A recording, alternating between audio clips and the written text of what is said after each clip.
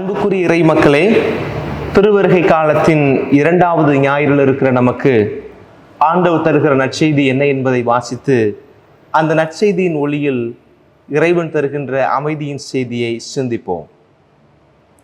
ஆண்டவர் உங்களோடு இருப்பாராக, உன் ஆன்மாவோடும் இருப்பாராக.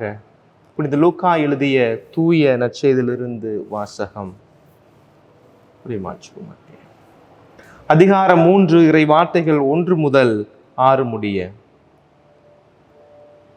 திபேரிய சீசர் ஆட்சி செய்து வந்த 15ஆம் ஆண்டில் பொந்தியு பிலாத்து யூதேயாவின் ஆளுநராக இருந்தார். ஏரோது கலிலேய பகுதிக்கும் அவன் சகோதரராகிய பிலிப்பு இத்துரேயா திரிகோனித்து பகுதிகளுக்கும் லிசானியா அபிலேன் பகுதிக்கும் குறுநில மன்னர்களாக இருந்தனர். அன்னாவும் கயபாவும் தலைமை குருக்களாய் இருந்தனர். அக்காலத்தில் செக்கரியாவின் மகன் யோவான் பாலி நிலத்தில் வாழ்ந்து வந்தார். அவர் கடவுளின் வாக்கை பெற்றார்.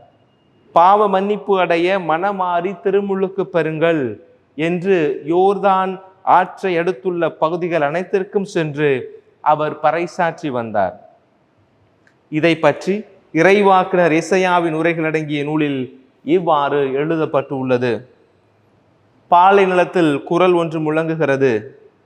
ஆண்டவருக்காக வழியை ஆயத்தமாக்குங்கள், அவருக்காக பாதையை செம்மையாக்குங்கள். பள்ளத்தாக்குகள் எல்லாம் நிரப்பப்படும், மலை குன்று யாவும் தாழ்த்தப்படும். கோணலானவை நேராக்கப்படும், கரடு முரடானவை சமதளமாக்கப்படும். மனிதர் அனைவரும் கடவுள் அருளும் மீட்பை காண்பர். ஆண்டவரின் அருள் வாக்கு. கிறிஸ்துவே உமக்கு புகழ். அன்பான இறை சமூகமே, கரிஸ்மாட்டிக் குழுவில் இருக்கவங்களுக்கு சரி, அந்த அபிஷேக பாடல்கள் பாடக்கூடிய எல்லாருக்குமே மிகவும் பிடித்தமான ஒரு பாடல். இன்றைக்கு வாசிக்கப்பட்ட இந்த நற்செய்தியை முழுமையாக உள்வாங்கி உருவாக்கப்பட்ட ஒரு அருமையான பாடல். தந்தை பெர்க்மான்ஸ் அவர்கள் செய்த அந்த பாடல். அந்த பாடலோடு இன்னைக்கு நம்ம மறையுரையை தொடங்கலாம் என்று நினைக்கிறேன். பள்ளங்கள் எல்லாம் நிரம்பிட வேண்டும், மலைகள் குன்றுகள் தகர்ந்திட வேண்டும், கோணலானவை நேராகணும், கரடானவை சமமாகணும். எதற்காக? ராஜா வருகிறார், ஆயத்தமாவோம். இயேசு வருகிறார், எதிர்கொண்டு செல்வோம். ராஜா வருகிறார், ஆயத்தமாவோம். இயேசு வருகிறார், எதிர்கொண்டு செல்வோம். பள்ளங்கள் எல்லாம் நிரம்பிட வேண்டும், மலைகள் குன்றுகள் தகர்ந்திட வேண்டும், கோணலானவை நேராகணும், கரடானவை சமமாகணும். என்ன அருமையான ஒரு பாடல். இந்த நற்செய்தியை அப்படியாக உள்வாங்கி உருவாக்கப்பட்ட ஒரு பாடல். பள்ளங்கள் எல்லாம், கோணலானவை எல்லாம், மேடுகள் எல்லாம் சமதளமாக்கப்படுகிற பொழுது பாலநேசுடைய வருகையினுடைய மகிமையும் முக்கியத்துவமும் நம் உள்ளங்களிலும் இல்லங்களிலும் தங்கும். திருவருகை காலத்தினுடைய 2வது வாரமானது நமக்கு தருகிற செய்தி, அமைதியின் அரசர்களாக, அமைதியின் தூதுவர்களாக, அமைதியின் பிள்ளைகளாக நாம் மாற வேண்டும் என்கிற அழைப்பை தருகிறது. விவிலியத்தில் இயேசுவோடு மிக நெருக்கமாக பல காரியங்களில் ஒத்து போகக்கூடிய ஒரு மனிதர் யார் அப்படின்னா அது திருமுழுக்கு யோவானாகத்தான் இருக்க முடியும். அவருடைய பிறப்பு பாருங்க. சுற்றமெல்லாம் சொன்னது, உலகம் சொன்னது, இந்த வயதிற்கு மேல் இவர்களுக்கு பிள்ளை பாக்கியம் என்பது கிடைப்பதற்கான வாய்ப்புகளே இல்லை என்று சொன்னார்கள். ஆனால் ஆண்டவர் எலிசபெத்தையும் அவருடைய கணவர் செக்கரியாவையும் ஆசீர்வதித்து அவர்களுக்கு யோவான் என்கிற குழந்தையை கொடுக்கிறார். அதுவே ஒரு அதிசயமாக இருக்கிறது. இயேசுடைய பிறப்பில் இருக்கிற அதே அதிசயம் அவருக்கும் இருக்கிறது. அதே போன்ற கூட ஓரளவுக்கு ஒரு உலகம் மெச்சு பார்க்கக்கூடிய ஒரு அதிசயம் இருக்கிறது. எல்லாரும் செக்கரியா என்று பெயர் வைப்போம் என்று சொன்ன போது அவருடைய தாய் எலிசபெத் அம்மா சொல்லுகிறார், என் பிள்ளைக்கு யோவான் என்று பெயரிடுங்கள். அப்போ சுத்தமுள்ள எல்லாம் கேட்குறாங்க, சொந்தக்காரங்கன்னா, என்ன புதுசா இருக்கு யோவான், நம்ம சொந்த மதத்தில் யாருக்குமே இந்த பேர் இல்லையே, புதுசா சொல்றியம்மா. இல்லை என் பிள்ளைக்கு யோவான் தான் பேர் வைக்கணும். சரி, நீ பொம்பளை பிள்ளை அப்படிதான் சொல்லுவ, வீட்டுக்காரன்ட்ட கேட்பான், அந்த அழுத்தமா வாய் வசாம போயிட்டாப்புல அப்படின்னு சொல்லிட்டு சக்கரியாவை அழைத்து கேட்கிறார்கள். சக்கரியா, உன் பிள்ளைக்கு என்ன பெயர் வைக்க வேண்டும் என்று விரும்புகிறாய்? உன் மனைவி சொல்லுகிறாள், அவனுக்கு யோவான் என்று பெயரிடுங்கள் என்று. நாங்கள் எல்லாம் சொல்லுகிறோம், சக்கரியா உன்னுடைய விருப்பம் என்ன என்று கேட்கிற பொழுது அவர் சொல்லுகிறார், யோவான் என்று பெயர் வையுங்கள். அப்போ அந்த பெயர் வைப்பதில், பெயரை தேர்ந்தெடுக்கிறதுல ஒரு வித்தியாசத்தை அந்த நாள் சமூகம் திருமுழுக்கு யோவானில் கண்டது. வாழ்க்கை முறை முழுமையாக மாறுபட்ட நிலையில் இருக்கிறது. ஆலய பீடத்தில் பணி செய்வதற்கான அனைத்து தகுதலும் உடையவராக இருக்கிறார் திருமுழுக்கு யோவான். ஆனால் அவற்றையெல்லாம் விட்டுவிட்டு பாலை நிலத்தில் தனித்திருந்து தன்னுடைய ஜெப தவ வாழ்க்கையின் மூலமாக மக்களுக்கு ஆண்டோடைய வார்த்தையை சொல்வதன் மூலம் கடவுளின் மகன் வருவதற்கான பாதையை தயார் செய்கிறார் என்று சொல்லப்பட்டிருக்கிறது. எப்பேற்பட்ட ஒரு உடன்படிக்கை சொல்ல கூட முடியாது. எப்பேற்பட்ட ஒரு புரிதல் இயேசுவுக்கும் திருமுழுக்கு யோவானுக்கும் இருக்கிறது பாருங்களேன். இயேசுடைய சீடர்களும் சரி, திருமுழுக்கு யோவானுடைய சீடர்களும் சரி, அவர்களுக்குள்ள போட்டி போடுவாங்க. திருமுழுக்கு யோவானுடைய சீடர்களை பாருங்களேன், அவர்களுக்கெல்லாம் அவருடைய குருவாக இருக்கிற யோவான் ஜெபிக்க கற்றுக் கொடுத்திருக்கிறார், நீங்க எங்களுக்கு என்ன கற்றுக் கொடுக்கலையே. ஒரு கம்பாரிசன் அவங்களுக்குள்ள இருக்கு. பட் ஆனா இவங்க ரெண்டு பேருக்குள்ள, திருமுழுக்கு யோவானுக்கும் இயேசுவுக்கும் இடையே எந்த ஒரு கான்ட்ரடிக்ஷனுமே இல்லை. எவ்வளவு தூரம் திருமுழுக்கு யோவான் இயேசுவை மகிமைப்படுத்த முடியுமோ அவ்வளவு தூரம் மகிமைப்படுத்துகிறார். இதோ கடவுளின் ஆட்டுக்குட்டி, உலகின் பாவங்களுக்காக பலியாக போகிற கடவுளின் ஆட்டுக்குட்டி செம்மறி என்று திருமுழுக்கு யோவான் இயேசுவை அடையாளப்படுத்தி காட்டுகிறார். அப்ப என்ன, சீடர்கள் எல்லோரும் நினைத்துக் கொண்டிருக்கிறார்கள் திருமுழுக்கு யோவான் தான் வாக்களிக்கப்பட்ட மெசியாவாக இருப்பார் என்று. ஆனால் அந்த மெசியாவாக எதிர்பார்க்கப்பட்ட அவர் இன்னொருவரை பார்த்து சொல்லுகிறார், இதோ கடவுளின் ஆட்டுக்குட்டி. அதை திருமுழுக்கு யோவான் மீண்டுமாக சொல்லுகிறார், அந்த ஆட்டுக்குட்டியினுடைய மிதியடி வாரை அவிழ்க்க கூட நான் தகுதியற்றவன், ஆனால் அந்த ஆட்டுக்குட்டி என்னிடம் திருமுழுக்கு பெறுவதற்காக உங்களுக்கு மத்தியிலே நிற்கிறது என்று மீண்டுமாக அடையாளப்படுத்துகிறார். இயேசு ஆண்டவர் எப்படி திருமுழுக்கு யோவானை மகிமைப்படுத்துகிறார் என்பதற்கு மத்தேயு நற்செய்தியில் இருக்கிற 11வது அதிகாரத்தின் 11வது வசனத்தை வாசிங்கன்னா உங்களுக்கு தெரியும். மனிதராய் பிறந்தவருள் திருமுழுக்கு யோவானை விட பெரியவர் எவரும் தோன்றியதே இல்லை என்று அவ்வளோ பெரிய ஒரு சாட்சியத்தை திருமுழுக்கு யோவானுக்கு இயேசு ஆண்டவர் கொடுக்கிறார். பிரியமான பிள்ளைகளை, திருமுழுக்கு யோவானுடைய முழுமையான பணியே to prepare the way for Jesus. ஆண்டவருக்கான வழியை ஆயத்தம் செய்வதுதான் அவருடைய பணி. பணியில் ஒரு திருத்தம் இருந்தது, அவருடைய பணியில் ஒரு தெளிவு இருந்தது. அவர் சொல்லுகிறார், பள்ளங்கள் எல்லாம் நிரப்பப்பட வேண்டும், கோணலானவை எல்லாம் நேராக்கப்பட வேண்டும், சமமானவை எல்லாம் சமம் செய்யப்பட வேண்டும் என்று சொல்லுகிறார். பிரியமான பிள்ளைகளே, திருமுழுக்கு யோவானுடைய பணியும் அவருடைய வார்த்தையும் எதேர்ச்சியாக நடந்த ஒன்று அல்ல. முழுக்க முழுக்க இயேசுடைய வாழ்வோடு தொடர்புடைய அந்த திருமுழுக்கு யோவானை குறித்து ஏசாயா புத்தகத்தில் சொல்லப்பட்டிருக்கிறது. பாலை நிலத்தில் குரல் ஒன்று முழங்குகிறது அல்லது ஒலிக்கிறது அப்படின்னு சொல்லப்பட்டிருக்கிறது. எப்பேற்பட்ட ஒரு குரல், பள்ளங்களை எல்லாம் சமம் செய்யக்கூடிய ஒரு வார்னிங்கை கொடுக்கிறார். அது வெறுமனே ஒரு குரல் அல்ல, ஏதோ எங்கோ இருந்து வருகிற ஒலிபெருக்கில் வருகிற குரல் அல்ல, யாரோ கத்துகிற ஒரு குரல் அல்ல. அது கொடுக்க எச்சரிக்கையின் குரல். பாலை நிலத்தில் ஒரு குரல் ஒன்று முழங்குகிறது, ஆண்டவருக்கான வழியை ஆயத்தம் செய்யுங்கள், வார்னிங் கொடுக்கப்படுகிறது. நிறைய வார்னிங் பார்த்துருப்பேன். நீங்கள் இப்போ டிராஃபிக்லலாம் போகிறீங்க அப்படின்னா, சாலைகளில் போகும்போது அந்த எல்லோ லைட்டு விழுந்ததுக்கப்புறம் ஒரு மஞ்சள் லைட்டு விழுகும், வார்னிங் ரெடி ஆகுங்க வண்டி கிளம்ப போகுது அப்படின்றதுக்கும். அல்லது கிரீன் லைட்லேருந்து எல்லோ லைட் ஆகுது அப்படின்னா ரெடி ஆகிக்கிறங்க வண்டி நிற்க போகுது அப்படின்னு தான் அர்த்தம். ஒரு வார்னிங் கிடைக்குது. நீங்கள் தியேட்டருக்கெல்லாம் போனீங்க அப்படின்னா இந்த இன்டர்வலுக்கு அப்புறம் ஒரு வார்னிங் பெல் கிடைக்கும், ரெடி ஆகுங்க உள்ள படம் போட போகிறோம், வார்னிங் பெல் கிடைக்கும். அது ஃபுட்பால் விளாட்றவங்க, இந்த கிரிக்கெட் விளாட்றவங்க அல்லது எனி ஸ்போர்ட்ஸாக இருந்தாலும் சரி, அதில் அந்த குறிப்பாக ஃபுட்பாலில் கடைசி 5 நிமிஷத்துக்கு முன்னாடி ஒரு வார்னிங் பெல் கொடுப்பாங்க. கடைசி 5 நிமிஷம் தான் இருக்குது, இதுக்குள்ளே நீங்கள் கோல் போனால் போட்டுக்கோங்க. அந்த வார்னிங் கொடுத்துக்கிட்டே இருக்கிறாங்க எல்லா இடத்துலையுமே. ஏர்போர்ட் போனீங்கன்னா அந்த போர்டிங் ஆகும்போது சொல்லுவாங்க, வார்னிங் கொடுப்பாங்க. போர்டிங் டைமிங் கொடுக்கும்போது போர்டிங் கால் சொல்லுவாங்க, கடைசி 5 நிமிஷம் நாங்கள் ஷட்டரை க்ளோஸ் பண்ண போகிறோம், இந்த கேட் க்ளோஸ் ஆக போது உள்ளே வாங்க அப்படின்னு சொல்லுவாங்க இல்லையா. எப்படி ஏர்போர்ட்ல வார்னிங் கொடுக்கப்படுகிறதோ, எப்படி சாலைகளில் நமக்கு சிக்னல்ல வார்னிங் கொடுக்கப்படுகிறதோ, எப்படி ஒரு விளையாட்டு திடல்ல, கால்பந்து திடல்ல ஒரு வார்னிங் கொடுக்கப்படுகிறதோ, அதே போல இன்னைக்கு பாலினத்தில் ஒரு குரல் நமக்கு ஒரு எச்சரிக்கையை கொடுக்கிறது. It's a voice of warning. இது எச்சரிக்கையின் குரலாக நமக்கு கொடுக்கப்படுகிறது. எப்பேற்பட்ட எச்சரிக்கை? prepare yourself to welcome the Christ. prepare yourself, welcome the baby Jesus. ஆண்டவருக்கான வழியை ஆயத்தம் செய்யுங்கள். ஆண்டவருக்கான வழியை திருமுழுக்கு யோவான் ஆயத்தம் செய்தார், தன்னுடைய வாழ்வால், தன்னுடைய வார்த்தையால்.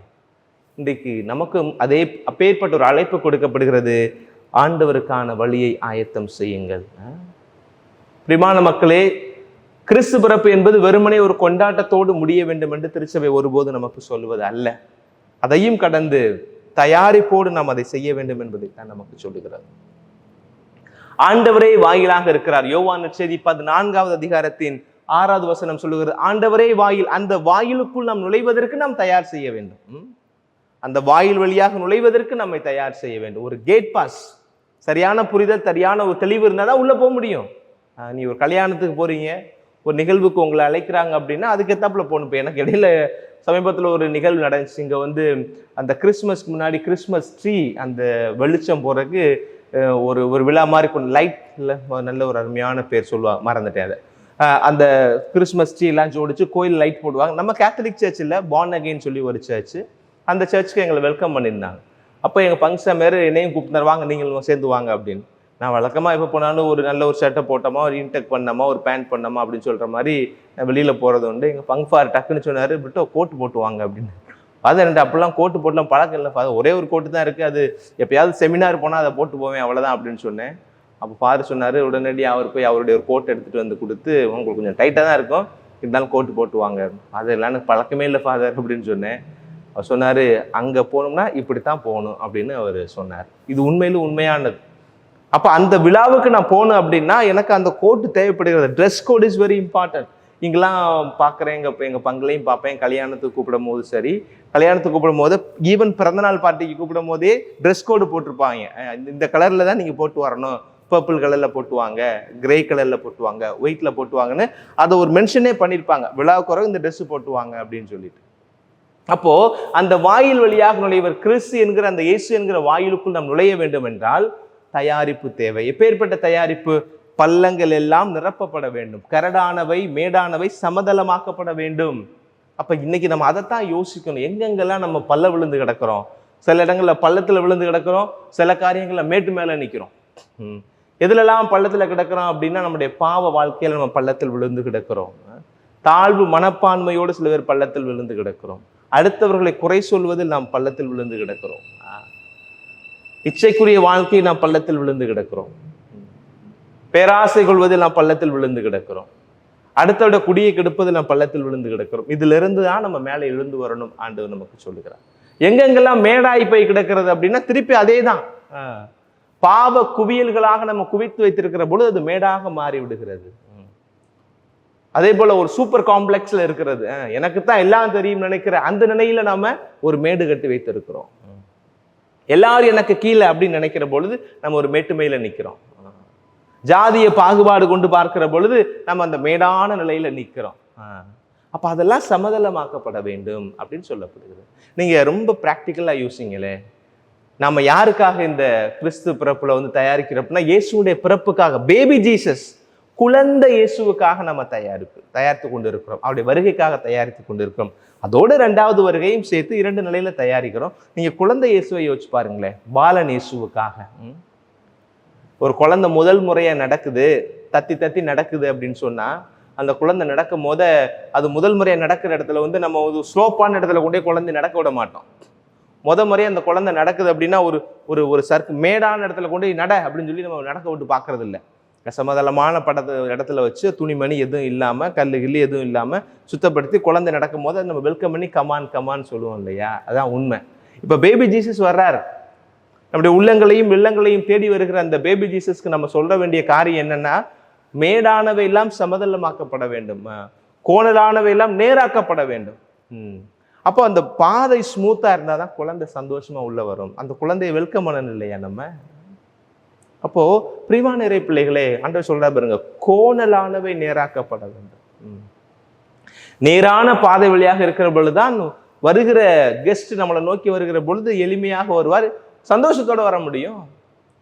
கோணலும் குறுக்கலும் நெடுக்கலுமாக இருக்கிறது என்றால் அதனுடைய பயண பாதை நேர விரயமாகும், நம்முடைய சக்தியும் ஆற்றலும் விரயமாகும்.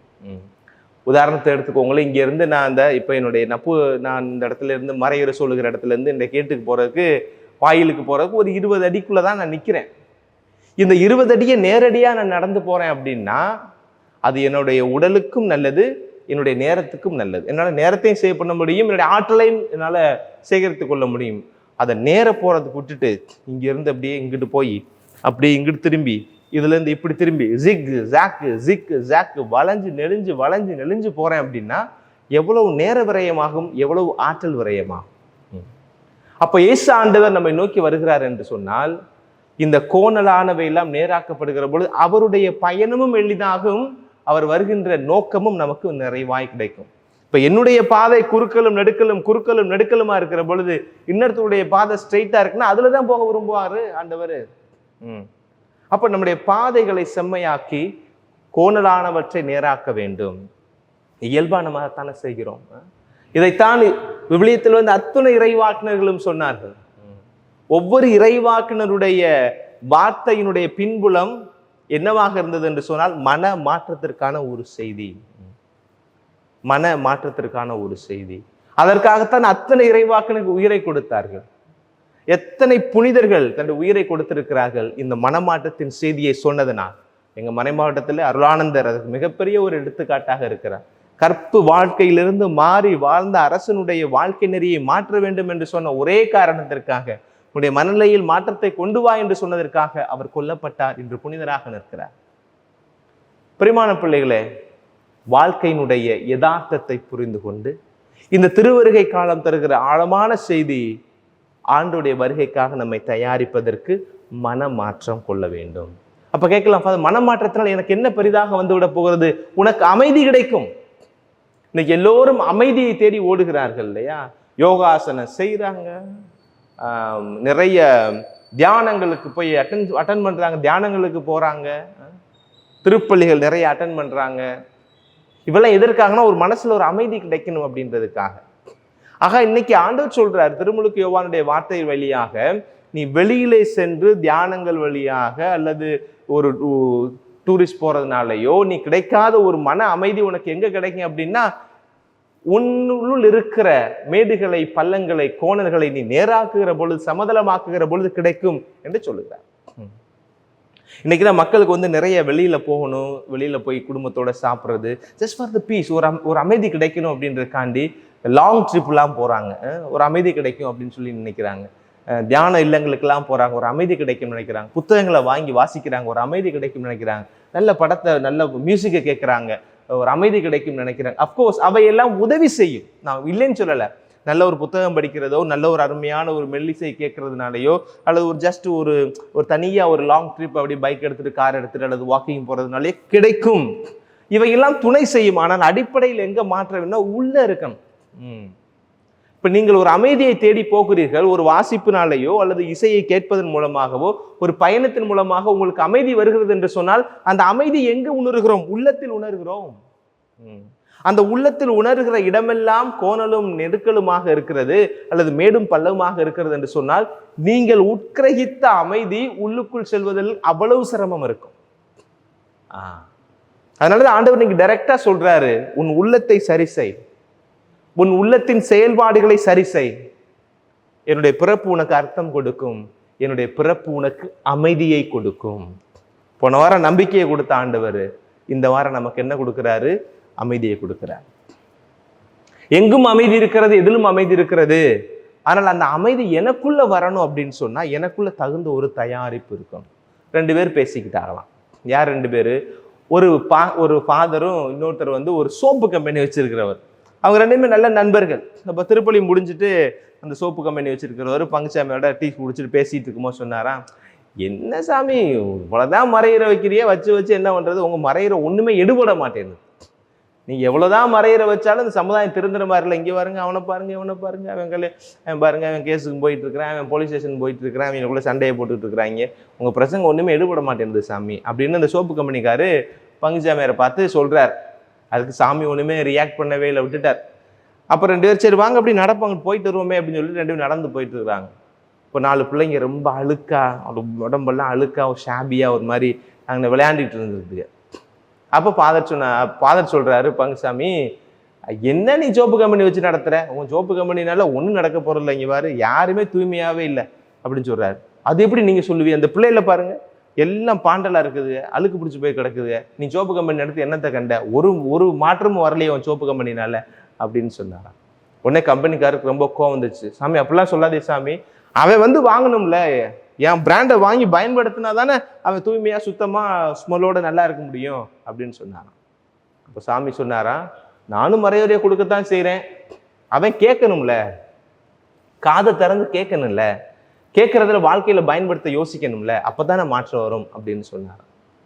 பிரிவான இறை மக்களே, மனமாற்றத்திற்கு அழைப்பு கொடுக்கக்கூடிய இந்த அமைதியின் வாரத்துல நாம் ஒவ்வொருவரும் கடவுளுடைய வார்த்தையை கேட்பதோடு மட்டும் நின்று விடாமல், மனமாற்றத்திற்கான செய்தியை கேட்பதோடு மட்டும் நின்று விடாமல், ஓரடி முன்னெடுத்து வைத்து அதன் செயல்பாட்டுக்கான கூறுகளை நாம் தேடினால் மாற்றம் நம்மில் கட்டாயம் பிறக்கும்.